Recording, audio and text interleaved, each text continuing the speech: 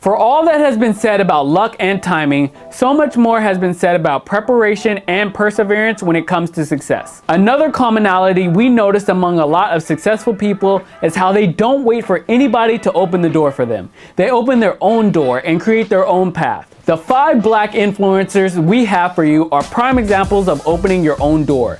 You might be familiar with most of these successful stories, but we will be focusing on how it is they created their own path in hopes of inspiring you to create yours.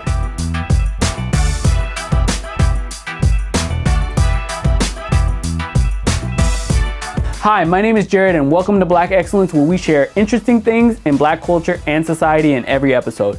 Make sure to subscribe and hit that bell so you can get notified when we release new videos.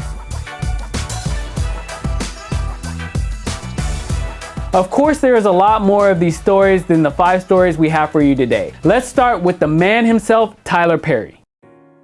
Some people wouldn't believe that the mega media brand that is Tyler Perry was once a struggling playwright. He used his life savings to finance his first play at a community theater. The effort was not a financial success, but he did not give up. He rewrote the play many times over the next 6 years. How many of us would have the perseverance to keep working on a play for 6 years? Tyler Perry was born Emmett Perry Jr. in New Orleans, Louisiana. He legally changed his name at the age of 16 to distance himself from his abusive father, Emmett Perry Sr. Tyler was inspired to start writing in his early 20s after watching an episode of the Oprah Winfrey Show where he heard someone describe the therapeutic effect of writing. He moved to Atlanta around 1990 and put on his first play, I Know I've Been Changed, at a community theater 2 years later. He used his life savings of $12,000 to finance the play. Finally, in 1998, he was successful in restaging the play in Atlanta after years of working on it. By 2005, Tyler had sold more than 100 million in tickets, 30 million in videos of his shows, and an estimated 20 million in merchandise according to Forbes. He then turned to film. He funded his first movie, Diary of a Mad Black Woman, in part from the ticket sales of his stage production. His budget was $5.5 million, and the movie went on to earn $50.6 million domestically. Multiple Madea movies followed, along with deals with the Oprah Winfrey Network and his own massive film studio. Today, Tyler Perry is a mega media force and a billionaire. At number 2, we have Issa Rae. Before she became everybody's favorite awkward black girl, Issa was creating original content and sharing it on YouTube for years. She saw a missing image of black women she could relate to in mass media, so she created one. Her successful web series turned into an HBO hit.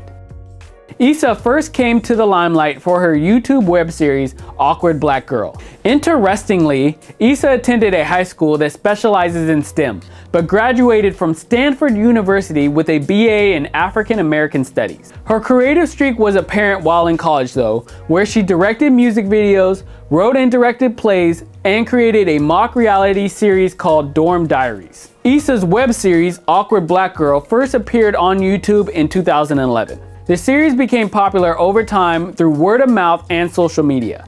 Issa and her producer, Tracy Oliver, turned to Kickstarter to fund the rest of the first season and received $56,269 from 1,960 donors. Insecure came to HBO in 2016, and the rest is history. The lesson here is if you see something missing in the market, whatever your market is, create it for yourself. At number 3, we have Chance the Rapper. There are many reasons to love Chance the Rapper. One of the reasons is that he did not wait to get signed to take the hip-hop world by storm. He released Coloring Book on Apple Music exclusively for streaming only, and it became the first album to chart on the US Billboard 200 solely on streams. Chance the Rapper was born Chancellor Jonathan Bennett in 1993 in Chicago, Illinois. He started rapping when he was only in the 6th grade and formed the hip-hop duo Instrumentally with a friend in high school. Chance recorded his first mixtape 10 Days in a span of 8 months while still in high school in 2012. He released his second mixtape Acid Rap on Dat Piff in 2013. In 2016 came Coloring Book, Chance's third mixtape and his most praised work to date. He released it exclusively on Apple Music and then made it available to other streaming services a week later. It was the first mixtape to chart on the US Billboard 200 solely on streams. The mixtape also won Best Rap Album at the 2017 Grammy Awards, again being the first streaming-only album ever to win a Grammy. He made all of that happen at the time without a record deal.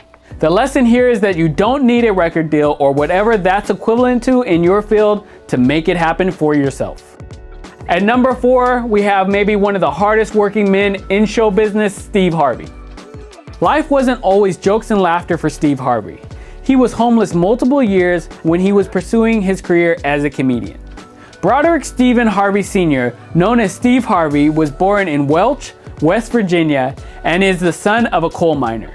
He had a severe stuttering problem as a child, and Stephen often talks about the challenges he faced because of that.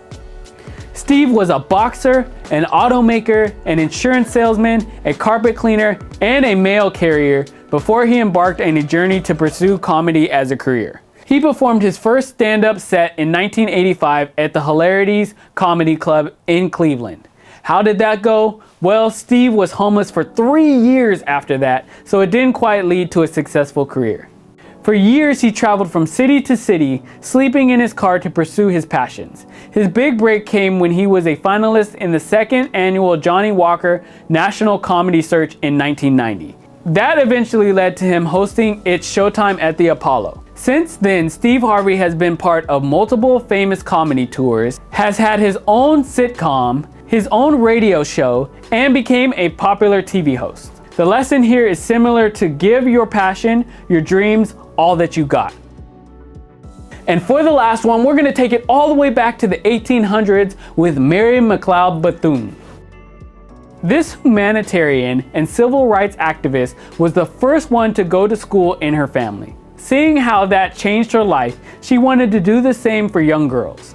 But she didn't have the funds to open a school. That didn't stop her. She rented a small house for $11 a month in 1904, made benches and desks from discarded crates, and started out with 6 students. That is how the Literary and Industrial Training School for Negro Girls got started. The school later grew to become Bethune-Cookman College and Co-Educational College. Mary McLeod Bethune was born in 1875 to former slaves in South Carolina. She was only 5 when she started working in the fields with her family. Bethune was the only child in her family to attend school, so she taught her family what she had learned each day. The school she attended was a one-room black schoolhouse.